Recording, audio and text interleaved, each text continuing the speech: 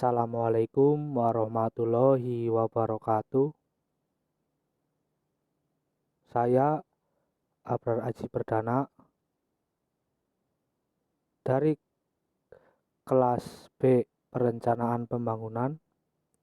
Di sini saya akan mempresentasikan materi tentang konsep dan siklus perencanaan pembangunan.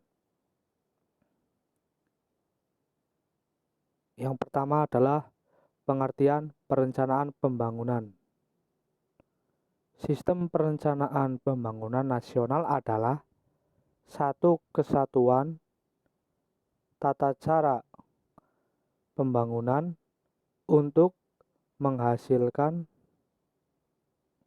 rencana-rencana pembangunan dalam jangka panjang, jangka menengah, dan tahunan yang dilaksanakan oleh unsur penyelenggara negara dan masyarakat di tingkat pusat dan daerah.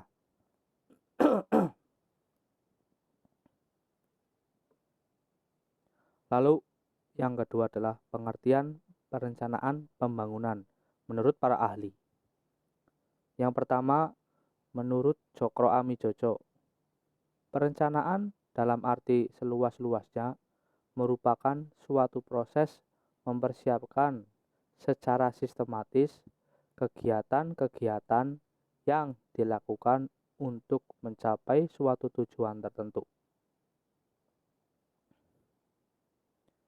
Perencanaan adalah suatu cara bagaimana mencapai tujuan sebaik-baiknya dengan sumber-sumber yang ada supaya lebih efektif dan efisien. Lalu yang kedua adalah menurut Arthur W. Lewis, mendefinisikan perencanaan pembangunan sebagai suatu kumpulan kebijaksanaan dan program pembangunan untuk merangsang masyarakat dan swasta untuk menggunakan sumber daya yang tersedia lebih produktif. Lalu, tujuan dan fungsi perencanaan pembangunan.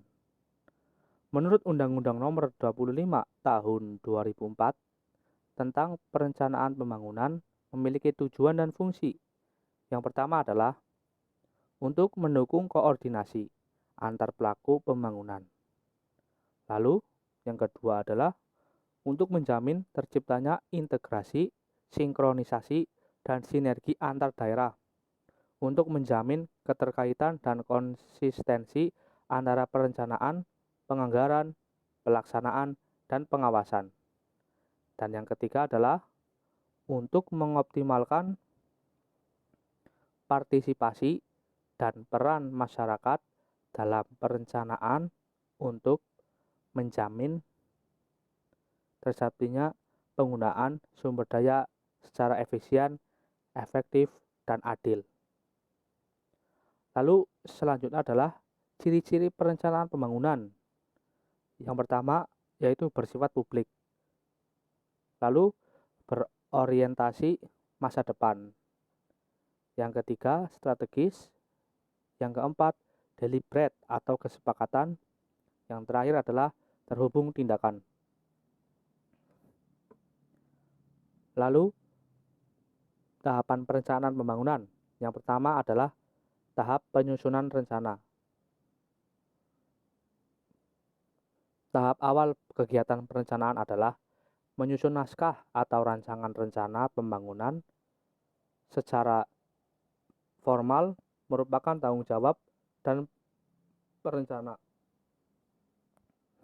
baik Bappenas untuk tingkat nasional dan Bapeda untuk tingkat daerah. Bila penyusunan rencana dilakukan menggunakan pendekatan perencanaan partisipatif, maka sebelum naskah rencana disusun terlebih dahulu perlu dilakukan penjaringan aspirasi dan keinginan masyarakat tentang visi misi serta arah pembangunan. Lalu yang kedua adalah tahap penetapan rencana. Sesuai ketentuan berlaku, rencana pembangunan jangka panjang RPJP perlu mendapat pengesahan dari DPRD setempat, sedangkan rencana pembangunan jangka menengah RPJM dan KAP RPK dan RKPD cukup mendapat pengesahan dari kepala daerah Pada tahap kedua ini, kegiatan utama dan badan perencanaan adalah melakukan proses untuk mendapatkan pengesahan tersebut. Dan yang ketiga, tahap pengendalian pelaksanaan rencana. Setelah perencanaan pembangunan tersebut ditetapkan oleh pihak yang berwenang, maka dimulai proses pelaksanaan rencana oleh pihak eksekutif melalui SKPD terkait.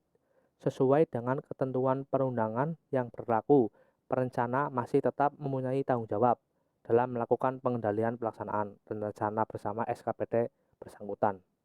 Lalu yang terakhir adalah yang keempat, tahap evaluasi keberhasilan dan pelaksanaan rencana.